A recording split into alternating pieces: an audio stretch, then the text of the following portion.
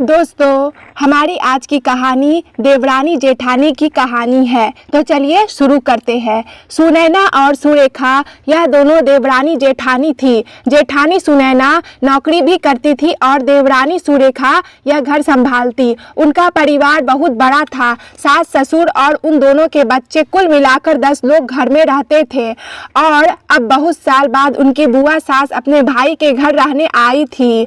सुबह उठने के बाद बुआ सास ने देखा कि सुनैना फटाफट अपने काम कर रही थी। सुरेखा ने नाश्ता बनाया और वह नाश्ता सुनैना ने सबको परोसा।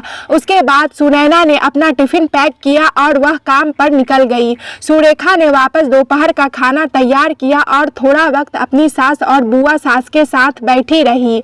बुआ सास से रहा नहीं गया। उन्होंने सुरेखा को पूछा, छोटी बहू, तुम्हारी जेठानी तुझ पर बहुत हुक्म चलाती है। सुबह से देख रही हूँ रसोई घर में अकेले ही काम करती हो। और वह महारानी दिखावा करने के लिए नाश्ता परोस रही थी, जैसे कि उसी ने ही नाश्ता बनाया हो। यह सुनने के बाद सुरेखा ने बुआ सास के तरफ देखा और बोली, बुआ सास जी, ऐसा कुछ नहीं है। सुनैना दीदी बहुत अच्छी है। बुआ सास बोली, तुम बहुत भोली हो सुरेखा, मुझे सब समझ में आता है। मेरे बाल धूप से सफ़ेद नहीं हुए हैं। सुरेखा से अब नहीं रहा गया। वह बोली, ऐसा नहीं है बुआ जी, आपको सुनैना दीदी ने सबको नाश्ता परोसा, वह दिखा, पर आपको यह नहीं दिखा कि दीदी ने मुझे ज़बरदस्ती सबसे पहले नाश्ता करने दिया और चाय भी दी। वह रोज़ मुझे ऐसे सबसे पहले ही नाश्ता दे देती है, नहीं तो सबके लिए नाश्ता करते करते मैं खुद के लिए नाश्ता बनाना भूल जाऊंगी। दीदी मेरी कितनी चिंता करती है। दीदी सुबह जल्दी उठकर मंदिर साफ करती है, फूल सजाकर रखती है और मुझे उनके 1 घंटे के बाद उठने के लिए कहती है। शाम को आते समय बाजार से सब्जी भी लेकर आती, क्योंकि हमारे मिस्टर रात को देर से आते हैं और मम्मी जी को सुनैना दीदी ने बाजार में जाने को मना किया है, क्योंकि अब उनकी उम्र 60 साल से ज़्यादा हो गई है। बाजार में जाते समय उनको तकलीफ होगी, उनके पैर बहुत दुखेंगे। कभी उनको बाहर घूमने का मन हुआ तो सुनैना दीदी छुट्टी लेकर उनको घुमाने ले जाती है। और हाँ बुआ जी, दीदी रोज़ शाम को आने के बाद वह कितनी भी थकी हो तब भी मुझे खाना बनाने में मदद करती है। वह मेरी बड़ी जेठानी जरूर है, पर मुझे अपनी छोटी बहन ही समझती है और मैं उनको अपनी बड़ी बहन समझती हूँ। यह सब सुनकर बुआ सास एकदम चुप हो गई। उनकी चुगली सुरेखा के आगे टिक नहीं पाई। शाम को सुनैना सब्जी की थैली सुरेखा के पास देते हुए बोली, सब्जी के साथ तुम्हारे मनपसंद लेखक की किताब भी उसमें है। यह सुनकर सुरेखा खुश हो गई। सुरेखा सुनैना को थैंक यू बोलकर सब्जी की थैली किचन में रख कर वह अपने रूम में चली गई। उतने में बुआ ने सुनैना को आवाज़ दी, बड़ी बहू जरा यहाँ आना। वह बोली, सुनैना तू इतनी मेहनत करके पैसे कमाती है और ऐसे फालतू में किताब खरीदी करके मुफ्त का खर्चा करती हो, वह भी अपनी छोटी देवरानी के लिए। वह ऐसे भी घर में बैठकर क्या करती है? तुम दिन भर मेहनत करती हो और वह घर में आराम करती है।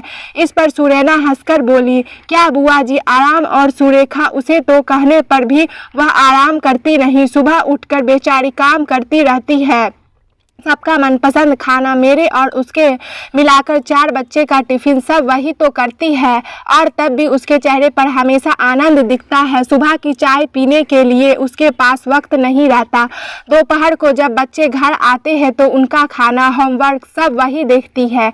इसलिए मुझे बच्चों का टेंशन नहीं है और इसलिए ही मैं ऑफिस में मन लगाकर काम कर पाती हूँ। कुछ दिन पहले ही मुझे प्रमोशन मिला है। इसके अलावा मम्मी जी और पापा जी की दवाई या कभी ख़त्म हो गई और कभी लाने की हो तो वही ध्यान में रखती है। घर में कोई मेहमान आए तो उनकी मेहमान नवाजी भी वो वही करती है। बुआ जी, घर और बच्चे संभालना छोटी बात नहीं है। इतना सब सुनकर बुआ जी उनकी तो बोलती ही बंद हो गई। सुनैना कभी कोई शिकायत नहीं करती है, वह सब काम कर लेती है। वह सिर्फ पढ़ना पसंद करती है। फिर मैं मेरी छोटी बहन के लिए इतना नहीं कर सकती। मैं नहीं करूँगी होगी तो फिर कौन करेगा। इतना बोलकर सुनैना अपने रूम में चली गई। यह सब बोलना सुनैना की सास पीछे खड़े होकर सुन रही थी। वह बुआ के पास आई और बोली, जीजी यह दोनों देवरानी जेठानी जरूर है, लेकिन उनका रिश्ता तो सगी बहनों से ज़्यादा पक्का है। मेरे घर की मजबूत दीवारें हैं यह दोनों। पहले मैं भी एक बुरी सास थी, हमेशा इन दोनों में झगड़ा लगाने का प्रयास करती थी, पर यह दोनों के प्यार के आगे मैं भी हार गई। वैसे भी झगड़ा लगाकर नुकसान तो हमारे ही घर का होगा ना। पर यह बात बुआ को समझ में नहीं आई। रुदन करते हुए कमरे से बाहर चली गई, क्योंकि उन दोनों में झगड़ा लगाने के लिए वह आई थी। पर सुनैना और सुरेखा इनके जैसी दो समझदार देवरानी जेठानी के बीच झगड़ा करवाना बहुत मुश्किल था।